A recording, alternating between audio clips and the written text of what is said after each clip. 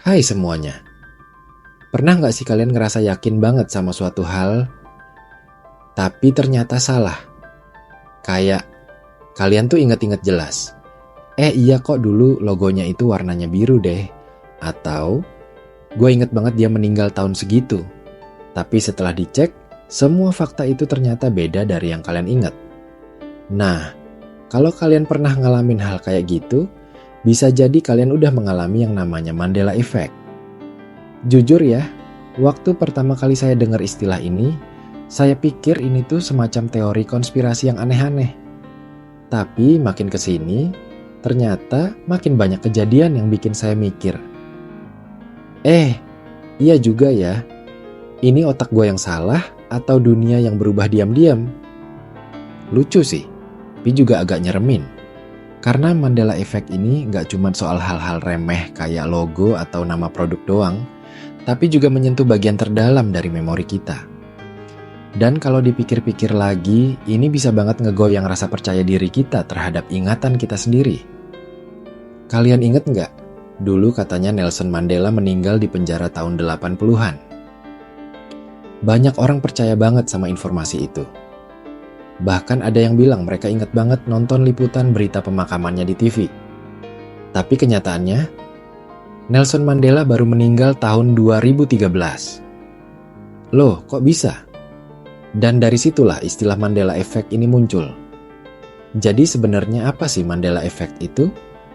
Singkatnya, ini adalah fenomena psikologis ketika sekelompok orang punya memori yang sama tentang satu kejadian.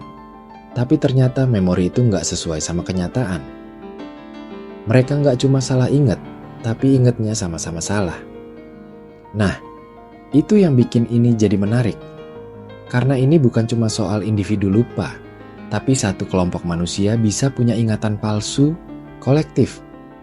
Dan ini bikin kita mikir, sebenarnya bisa seberapa jauh sih kita percaya sama ingatan kita sendiri? Dan di titik ini, saya mulai sadar bahwa memori kita itu ternyata bukan seperti rak penyimpanan yang rapi. Nggak ada tuh yang namanya ingatan permanen. Otak kita bukan hard disk. Bahkan memori yang kita pikir jelas banget itu ternyata bisa dimodifikasi tanpa kita sadari. Misalnya, waktu kita cerita sama teman soal kejadian lama, terus dia bilang, bukannya waktu itu lo yang jatuh duluan. Dan karena kita nggak terlalu yakin, kita ikut aja sama versinya dia. Padahal bisa jadi dua-duanya udah salah. Inilah cara memori kita gampang banget dipengaruhi, baik oleh cerita orang lain, asumsi kita sendiri, atau bahkan budaya pop yang terus berubah. Tapi kenapa ini penting? Karena memori itu dasar dari identitas kita. Apa yang kita ingat tentang masa lalu, membentuk siapa kita hari ini. Dan ketika kita mulai ngerasa memori kita goyah, atau nggak bisa dipercaya, kadang itu bisa bikin kita ngerasa kehilangan arah. Kayak, kalau ternyata ingatan gue aja bisa salah, terus apa yang benar? Siapa gue sebenarnya? Dan saya yakin banyak dari kalian juga pernah ngerasain ini. Misalnya pas lagi ngobrol sama teman lama, terus dia bilang sesuatu yang nggak sesuai sama ingatan kalian. Tapi dia yakin banget, dan akhirnya kalian mulai ragu sendiri. Padahal bukan berarti kalian bohong atau halu.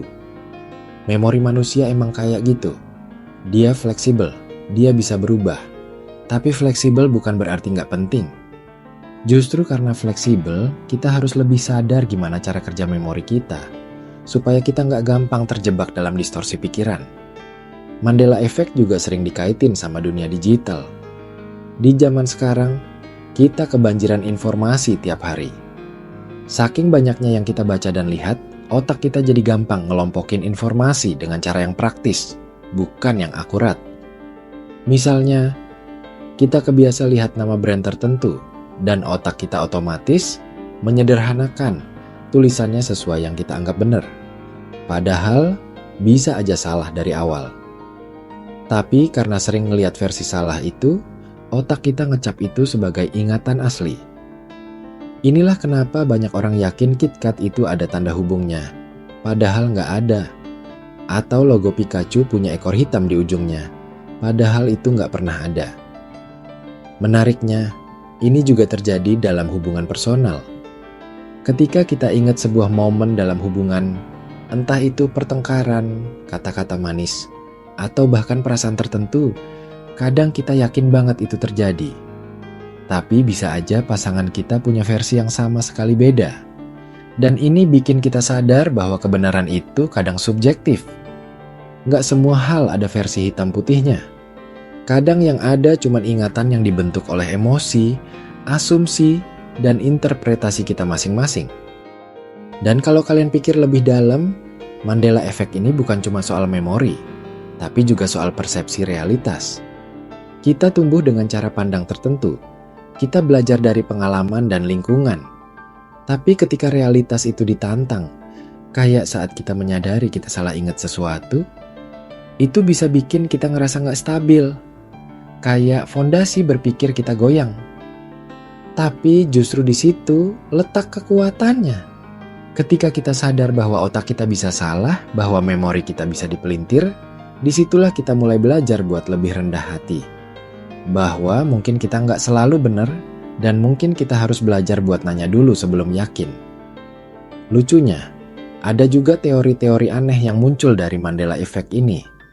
Ada yang bilang ini bukti bahwa kita hidup di simulasi, atau bahwa kita pernah lompat dimensi dan sekarang kita hidup di versi dunia yang beda. Walaupun seru dibahas, saya pribadi lebih condong ke sisi psikologisnya. Karena kalau kita lihat dari sudut pandang otak, ini masuk akal banget. Otak kita itu lebih suka efisiensi daripada akurasi. Dia lebih pilih cukup benar dan cepat daripada 100% benar tapi lambat. Jadi kadang, dia nyambungin dua informasi yang mirip, dan jadilah memori baru yang sebenarnya nggak pernah terjadi. Dan karena ini terjadi tanpa sadar, kita nggak ngerasa ada yang aneh. Jadi, apa yang bisa kita pelajari dari Mandela Effect ini? Pertama, jangan terlalu percaya sama ingatan sendiri. Bukan berarti kalian harus curiga terus, tapi lebih ke arah jangan merasa paling benar. Selalu terbuka sama kemungkinan bahwa kita salah. Kedua, penting buat punya bukti, terutama dalam keputusan penting. Apalagi di era sekarang, di mana hoax bisa menyebar lebih cepat daripada fakta. Kadang satu meme bisa bikin satu generasi percaya sesuatu yang salah. Dan itu bisa berbahaya kalau kita nggak kritis.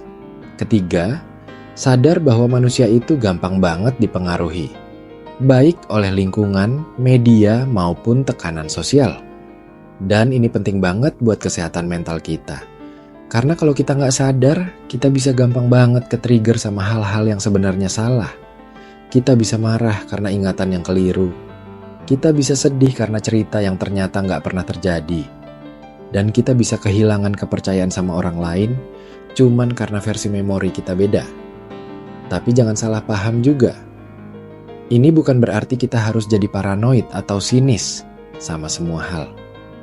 Justru sebaliknya, kesadaran ini bisa jadi kekuatan. Ketika kita tahu otak kita bisa salah, kita jadi lebih berhati-hati. Kita jadi lebih mau mendengar sudut pandang orang lain. Kita lebih terbuka untuk belajar ulang, dan itu luar biasa. Bayangin kalau semua orang sadar akan hal ini, dunia bisa jadi tempat yang lebih sabar, lebih pengertian, karena kita nggak buru-buru menilai, nggak mudah merasa paling benar, dan nggak gampang tersinggung kalau orang lain punya versi cerita yang beda. Akhirnya, saya pikir Mandela Effect ini bukan cuma fenomena lucu soal ingatan kolektif, tapi dia ngasih kita pelajaran penting, bahwa kebenaran itu kadang bukan sesuatu yang absolut, tapi proses yang terus berubah. Dan otak kita, sekeren apapun, tetap bisa keliru. Tapi justru dari situlah kita bisa tumbuh. Kita belajar buat jadi lebih sadar, lebih kritis, dan lebih manusiawi. Jadi mulai sekarang, kalau kalian ngerasa yakin banget sama sesuatu, berhenti sebentar, pikir ulang.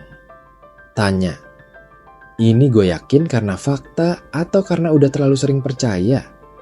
Karena kadang yang kita ingat bukanlah kenyataan, tapi cerita yang udah terlanjur kita peluk erat. Dan kalau ingatan kalian pernah berubah, atau kalian merasa, kok dulu enggak? Gitu ya. Itu bukan berarti kalian rusak. Itu cuma bukti bahwa kalian manusia. Dan manusia, sejatinya, selalu dalam proses memperbaiki cara melihat dunia.